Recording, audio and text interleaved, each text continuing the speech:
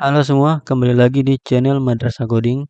Ini adalah playlist seri pembelajaran HTML dasar dan ini adalah video tentang input. Kemarin kita sudah belajar tentang tag form dan saya janji untuk membuat video khusus tentang tag input ini karena tag input ini sangat penting dalam sebuah website. Dan tag input ini juga memiliki banyak atribut dan tipe yang biasa digunakan. Jadi apa tuh tag input?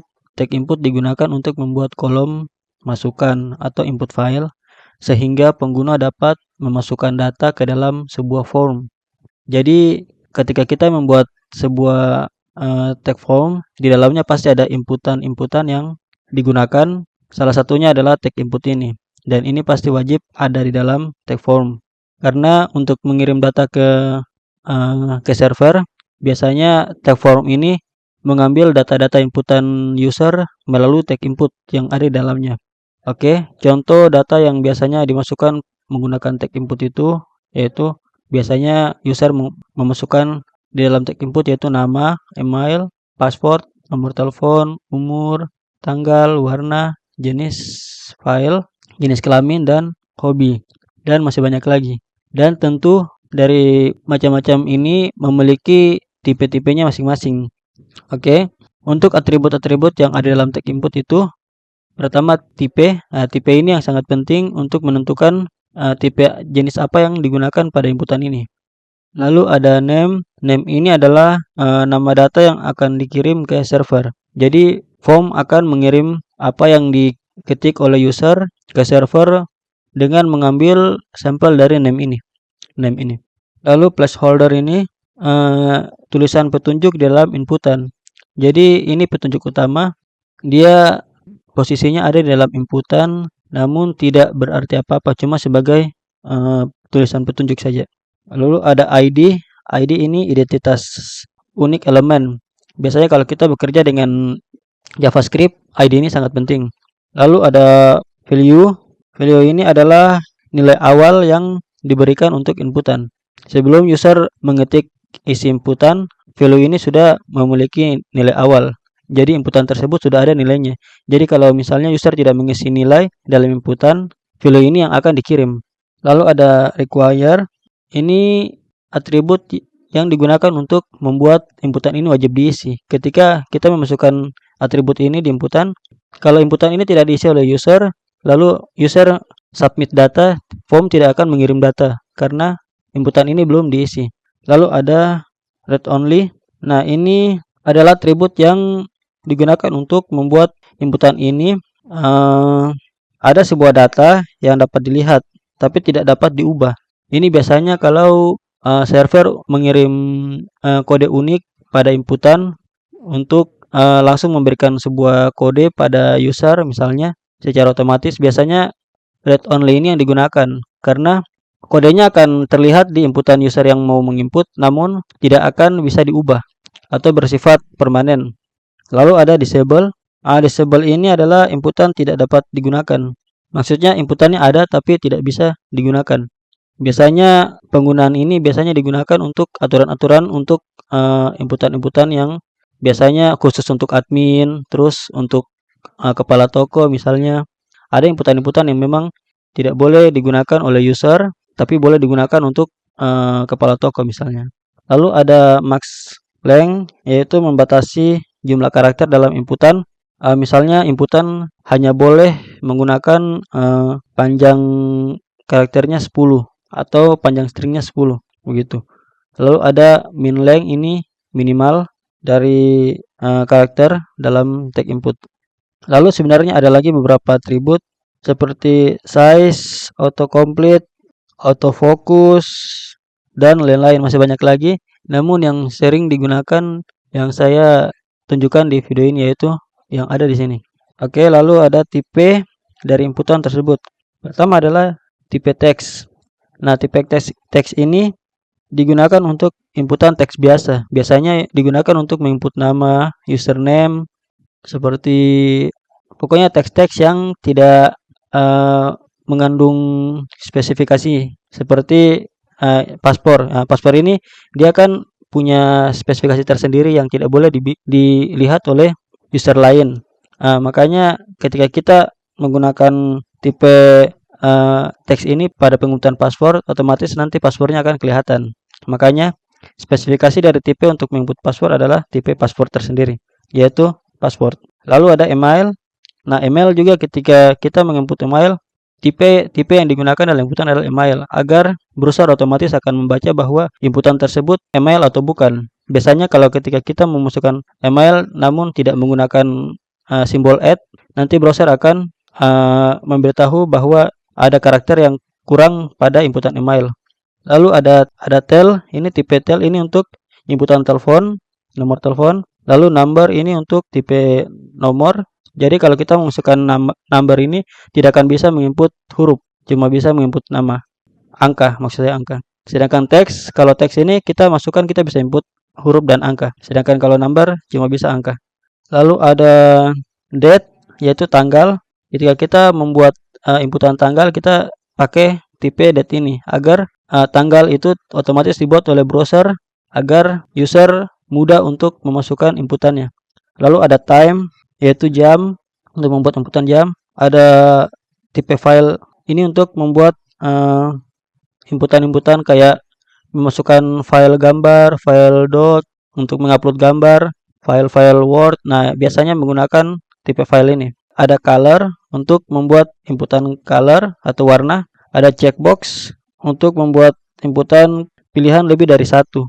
Misalnya mungkin pada suatu inputan ada pilihan kayak hobi Anda ada apa saja. Nah, biasa kita menggunakan checkbox ini. Lalu ada inputan radio untuk memilih salah satu pilihan. Nah, ini yang biasa digunakan untuk jenis kelamin.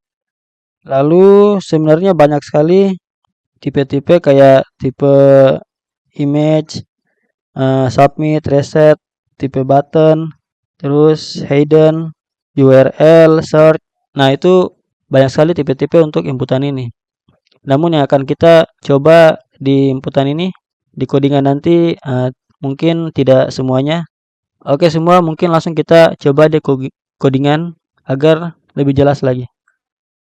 Oke, sekarang saya sudah membuka text editor saya. Saya menggunakan Sublime Text sebagai text editor. Dan ini adalah kerangka HTML sederhana yang saya bikin. Saya akan mencoba untuk mendemokan tag input, atribut, dan tipe-tipenya pada tag input. Kita lihat dulu hasilnya. Nah, hasilnya seperti begini. Mungkin saya akan membagi jadi dua layar supaya tidak mempersulit. Nah, seperti begini. Ini codingannya dan ini hasilnya. Di sini mungkin langsung saja untuk membuat tag input itu kita membutuhkan tag form. Lalu di dalamnya kita akan memasukkan tag input. Seperti yang saya jelaskan tadi, tag input memiliki atribut tipe name, lalu ada juga placeholder, lalu require, read only, mungkin nanti kita masukkan sebentar, ID, dan lain-lain. Nah, kalau saya save ini, lalu lihat hasilnya. Nah, otomatis tagnya menjadi tag input, namun kalau seperti begini kan user tidak akan mengerti sebenarnya inputan ini untuk apa, karena tidak ada penjelasannya. Sebenarnya kita bisa menambahkan label di atas seperti gini, mungkin username.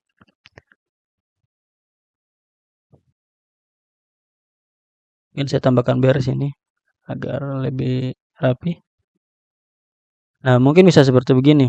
Namun ketika kita lihat tag inputnya, dia polos dan kosong, dan penerangannya kayak jadinya kayak hambar. Karena itu disarankan menggunakan placeholder ini. Misalnya di sini saya masukkan lagi username, save.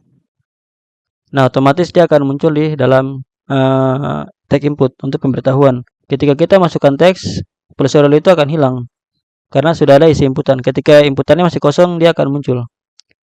Kalau kita menggunakan placeholder ini, mungkin saja tag label ini tidak perlu kita gunakan karena sudah ada. Nah, seperti begini. Sudah ada penerangannya dalam. Namun untuk disarankan angka baiknya menggunakan label karena kita lebih dipermudah untuk menstylenya nanti. Saya beri nama input saja karena nanti saya akan coba banyak di sini.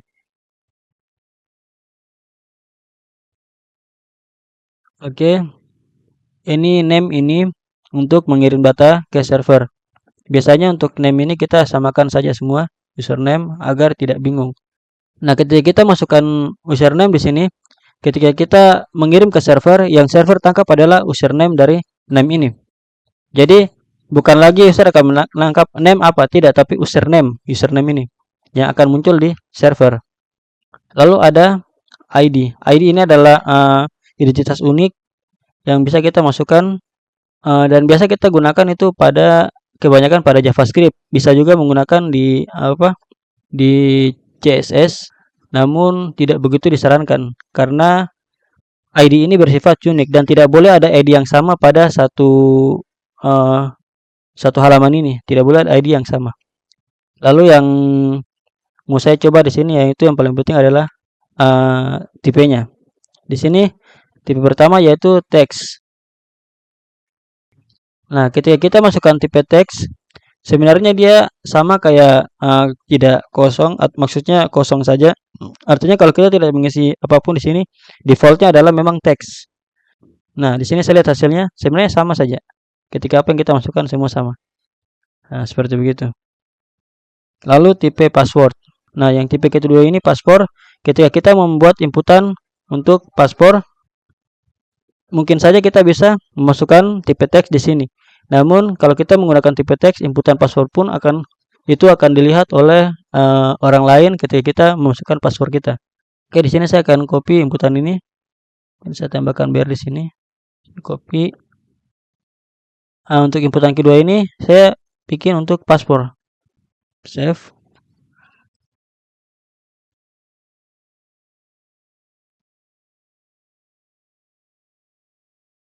Ketika kita membuat inputan password otomatis name-nya juga kita akan ubah semuanya, yaitu di sini password, passwordnya juga password, lalu ID-nya juga password. Save. Nah, ketika kita sudah menggunakan tipe password, yang tadinya teks ketika kita masukkan dia akan kelihatan, tapi kalau password dia akan tersembunyi, hanya memunculkan titik-titik. Lalu ada inputan untuk email. Mungkin untuk tipe-tipenya ini saya hapus saja karena sudah ada di atas agar tidak saya ketik satu persatu. Karena ini sebagai contoh saja. Yaitu email, save. Nah, ketika kita menggunakan email, misalnya saya masukkan saya.com. Nah, ini mungkin tidak akan kelihatan karena belum ada submitnya. Di sini mungkin saya akan tambahkan satu tag button submit untuk melihat perbedaan di tag input tipe email itu. Tipenya di sini saya kasih submit.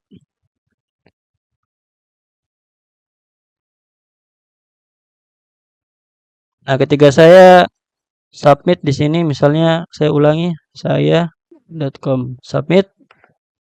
Nah, otomatis dia akan memunculkan keterangan bahwa sertakan add karena email menggunakan simbol add. Seperti begitu.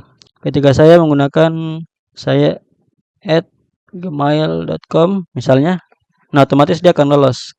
Sama halnya juga dengan atribut yang tadi saya bilang yaitu atribut require. Save. Ketika saya masukkan atribut require di username ini dan saya submit, nah tidak bisa mengirim data karena wajib diisi karena sudah ada atribut require ini. Lalu misalnya di sini saya coba untuk membuat inputan baru untuk menggunakan atribut. Misalnya di sini saya gunakan atribut read only, save, refresh. Nah, ketika saya mau mengisi sesuatu di inputan read only ini yang sudah ada atribut read only, saya klik ketik apapun tidak bisa memasukkan data sama sekali. Ini saya sementara mengetik tapi tidak bisa masuk. Mungkin di sini saya coba untuk memasukkan atribut value. Misalnya sini saya masukkan nama saya Adi. Save. Nah, otomatis nama Adi ini sebagai data utama dan tidak bisa diubah karena sudah ada read only. Cara penggunanya seperti begini. Biasanya kalau kita menggunakan read only, pasti sudah ada nilai awalnya. Atau bisa saja tidak ada kalau aturan penggunaan input ini untuk kita batasi untuk khusus untuk adminnya saja, user tidak bisa memasukkan. Seperti begitu. Lalu ada atribut berikutnya yang yaitu atribut disable. Atribut disable ini adalah atribut yang tidak bisa digunakan dan tidak ikut terkirim. Artinya begini, atribut ini ketika kita gunakan di inputan, ketika kita submit inputan tersebut, inputan yang kita masukkan tidak akan terkirim ke server karena dia sudah disablekan atau dimatikan. Mungkin saya coba langsung di sini. Misalnya saya hapus saja ini, lalu saya masukkan di sini disable. Lalu save, lihat hasilnya. Nah, ketika saya memasukkan disable, otomatis inputannya sama sekali tidak bisa diklik. Kayak ada background warna abu-abu yang menandakan bahwa dia disable. Biasanya penggunaan disable ini untuk data-data yang diberikan sebagai contoh atau sebagai arsip saja. Data yang nanti dikirim tidak akan menyertakan inputan disable ini. Yang nanti dikirim cuma username, password, dan email ini. Lalu ada atribut berikutnya yaitu max length dan min length. Artinya maksimal panjang teks dan minimal panjang teks. Misalnya di sini saya masukkan max length, saya masukkan mungkin 10, lalu minimalnya saya kasih 8 karakter. Save. Nah, ketika saya masukkan,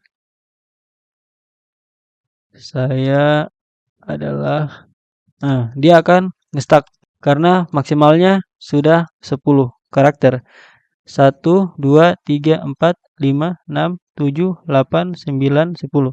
Karena dia sudah memiliki 10 huruf. 9 dan spasi. Spasi juga terhitung sebagai suatu karakter. Untuk yang minimalnya 8 karakter ini, mungkin ketika saya masukkan 3, submit. Nah, dia langsung otomatis browser munculkan pemberitahuan bahwa panjang karakter yang saya masukkan belum mencukupi batas minimalnya.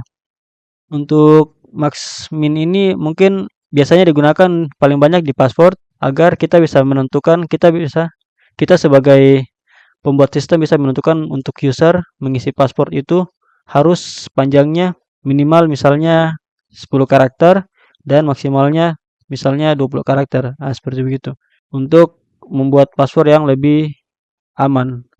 Oke, kita lanjut untuk bagian tipenya. Di sini saya akan membuat satu inputan lagi. Mungkin di sini saya tambahkan placeholder supaya pemisah mail. Lalu saya copy di bawah sini. Ini untuk telepon, tipenya adalah tel. Saya masukkan placeholdernya nomor HP. Refresh. Nah, jadi inputan yang ada di bawah sini dia terkhusus untuk nomor telepon. Mungkin sekilas kalau kita menggunakan atribut tel ini tidak akan terlihat jelas. Tapi ketika kita menggunakan atribut tipe tel ini, browser akan tahu bahwa di bagian inputan ini terkhusus untuk inputan nomor telepon atau nomor HP. Biasanya mungkin di depan sini nanti ada penambahan option untuk pilih ID negara. Kalau Indonesia biasanya kan +62. Lalu selanjutnya ada inputan number atau nomor. Tipenya number. Nah, ketika kita menggunakan inputan ini, otomatis inputan yang ada di sini tidak bisa dimasukkan huruf selain dari angka. Nah, dan ada otomatis muncul seperti tombol atas bawah ini yang bisa kita klik untuk memunculkan urutan nomornya. Kita juga bisa masukkan nomor, kecuali huruf E, karena E itu mungkin dianggap sebagai bilangan dalam matematika. Lalu ada time.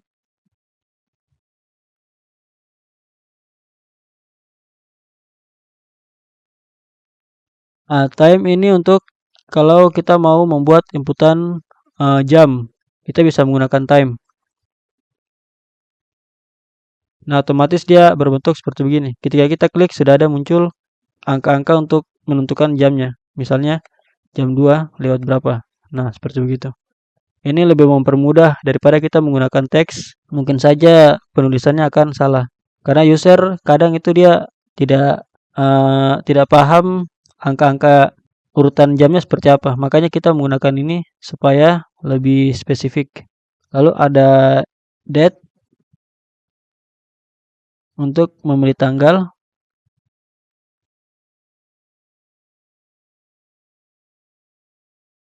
Nah, otomatis dia munculnya seperti begini. Nah, ada kayak card untuk kalender, jadi teman-teman bisa langsung pilih saja. Lengkap dengan tahunnya, bulannya, dan tanggalnya. Nah, seperti begitu. Ada juga yang bisa kita gunakan langsung untuk merampung keduanya antara jam dengan tanggal, yaitu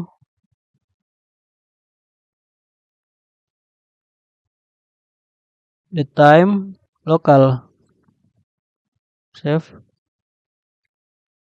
Nah, di sini otomatis menggabungkan antara keduanya. Jadinya seperti begini. Kalau teman-teman mau langsung membuat tanggal dan jam yang digabungkan. Saya kelupaan juga satu yaitu bulan. Bulan juga teman-teman bisa langsung bikin inputannya menggunakan tipe bulan dalam bahasa Inggris, yaitu month.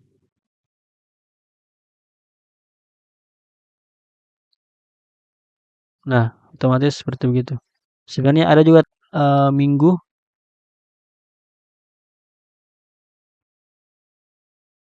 Save. Nah, otomatis muncul seperti begini. Sisa teman-teman mau explore saja mau pakai yang mana sesuai kebutuhan dari inputannya teman-teman masing-masing. Lalu ada inputan file. Di sini saya masukkan file. Nah, jenis inputannya seperti begini. Otomatis ada suatu tombol, button, dan keterangan nama filenya. Nah, ketika saya klik, otomatis dia akan mencari gambar. Misalnya saya masukkan gambar ini, open. Nah, otomatis keterangan gambarnya, nama gambarnya sudah muncul dan file gambarnya sudah ada di sini. Biasa digunakan untuk kayak kita mau mengupload gambar, file-file doc, PDF bisa menggunakan tag file ini. Lalu ada color. Biasanya inputan color ini kita gunakan untuk membuat variasi warna pilihan.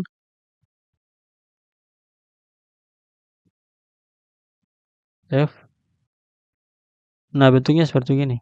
Di sini kita bisa menggunakan variasi warna RGB. Kita tinggal geser-geser saja. Otomatis angka red, green, blue-nya langsung dibuatkan. Lalu ada yang tidak kalah penting sekali yaitu tipe checkbox. Biasa digunakan untuk memilih sesuatu lebih dari satu.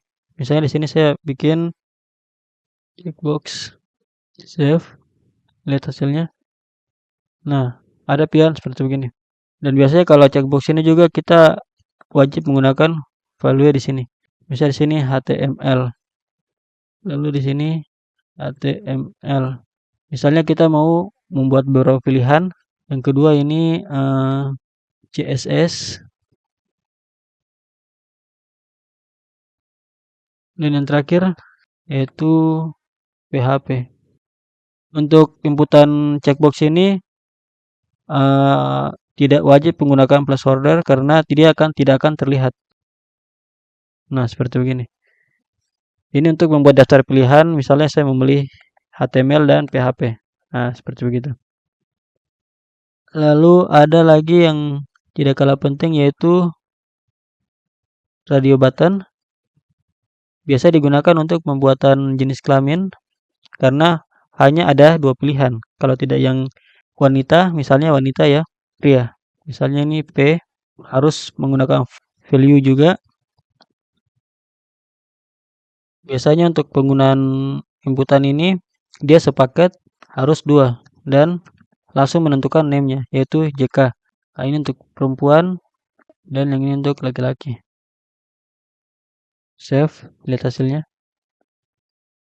Nah, seperti begini. Ketika kita klik yang laki-laki, otomatis perempuan tidak akan bisa terklik. Wajib memilih satu saja.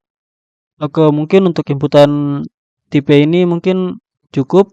Sebenarnya masih banyak sekali tipe-tipe inputan yang bisa teman-teman gunakan. Oke, lalu saya akan menjelaskan sedikit tentang text select option. Di video kemarin kita sudah membahas sedikit tentang select option untuk membuat drop down list atau daftar pilihan. Di sini saya akan menjelaskan lebih detail lagi karena kemarin kita tidak menjelaskan tentang atributnya lebih detail. Kenapa select option ini sangat penting? Karena banyak sekali digunakan pada website-website yang memiliki navbar lebih kompleks atau sidebar. Nah, biasanya select option ini sangat penting untuk digunakan.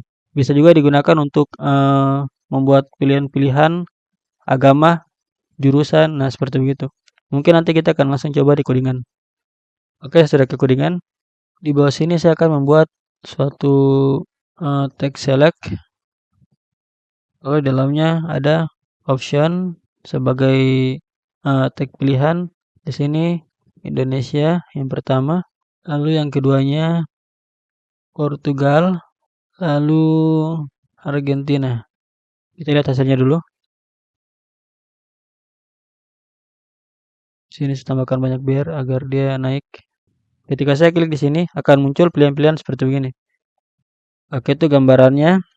Jadi select ini dia berfungsi untuk sebagai parent atau wadah dari option.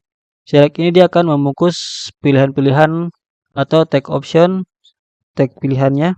Di tag select ini dia ada atribut name untuk membawa pilihan dari option tersebut. Apa yang user pilih? Misalnya di sini saya masukkan name-nya negara. Nah, yang akan dibaca oleh server nanti yaitu name negara ini. Dan di option ini juga kita membutuhkan atribut, salah satu atribut yaitu atribut value yang isinya adalah sama dengan pilihannya.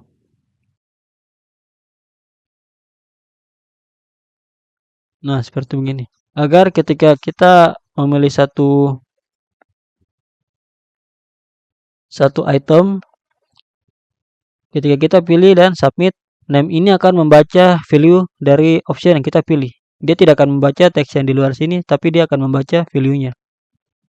Kalau kita tidak menambahkan value dalam option ini, artinya tag yang kita pilih adalah tag kosong. Tidak akan terbaca apapun di server. Jadi value ini sangat penting di tag option ini atau tag select. Dan name-nya. Name-nya di select lalu value-nya di option-nya. Untuk atribut-atribut dari select ini sebenarnya pada dasarnya sama kayak inputan di atas juga. Kita bisa menggunakan require, read only. Misalnya di sini saya pakai require. Untuk require dia tidak punya parameter, langsung saja. Mungkin di sini saya hilangkan saya dulu agar kita pencobaan untuk selectnya tidak terhambat. Nah, ketika saya submit, ini karena otomatis sudah ada pilihannya. Mungkin saya akan tambah satu option di sini, yaitu negara. Negara atau misalnya pilih negara. Saya hilangkan ini pilihannya. Lalu saya tambah satu atribut di option ini yaitu disable. Lalu save.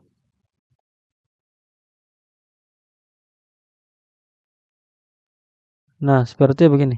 Ada satu pilihan yang tidak bisa dipilih di atas. Dia sebagai keterangan saja bahwa silakan memilih satu negara. Di sini mungkin ada satu atribut lagi yaitu selected. Agar dia terpilih pertama. Nah, seperti begini. Tapi dia tidak akan bisa dipilih. Dia coba sebagai keterangan saja. Misalnya saya refresh ulang. Submit. Nah, untuk selected ini otomatis pilihan akan langsung terpilih ketika browser di refresh. Sebenarnya ketika kita pilih otomatis yang begini, sebenarnya dia tidak akan terkirim karena ada require atau wajib diisi. Namun tidak tahu kenapa dia tidak muncul pemberitahuan. Oke, saya lupa di sini harus menambahkan value kosong agar ketika kita pilih atau terpilih pilihan yang value-nya kosong, browser akan otomatis memberi pemberitahuan bahwa selected ini belum terpilih karena mengirim value kosong. Coba saya refresh dan submit. Nah, otomatis langsung seperti ini. Karena pilihan negara ini dia value-nya kosong. Kita harus memilih dulu. Nah, itu baru dia terkirim. Oke. Oke, teman-teman, mungkin video inputan dan select ini saya rasa cukup. Ini ada tipe-tipe yang mungkin umum sekali digunakan di sistem-sistem yang ada, website-website yang dibuat. Oke, demikian video inputan ini, mungkin kita akan lanjut di video berikutnya. Terima kasih.